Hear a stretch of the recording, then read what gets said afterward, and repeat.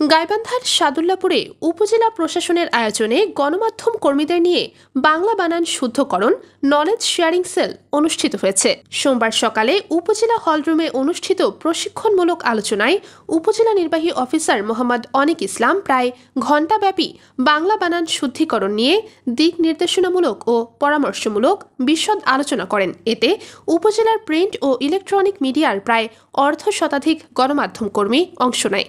পরে আলোচ্য বিষয়ে উপস্থিত সংবাদকর্মীদের ৩০ নম্বরের লিখিত পরীক্ষা গ্রহণ করা হয়। এতে প্রেস ক্লাব সাদুল্লাপুরের দপ্তর সম্পাদক ও এশিয়ান টেলিভিশনের সাদুল্লাপুর প্রতিনিধি মোহাম্মদ আনোয়ারুল ইসলাম আনোয়ার ২৩ নম্বর পেয়ে প্রথম, সাদুল্লাপুর রিপোর্টার্স ক্লাবের সভাপতি মোহাম্মদ শহীদুল হক ২১ নম্বর পেয়ে দ্বিতীয় ও প্রেস ক্লাব সাদুল্লাপুরের সাংগঠনিক সম্পাদক শেখ নাসির আহমেদ নাইস ১৯ নম্বর পেয়ে তৃতীয় স্থান অধিকার করেন।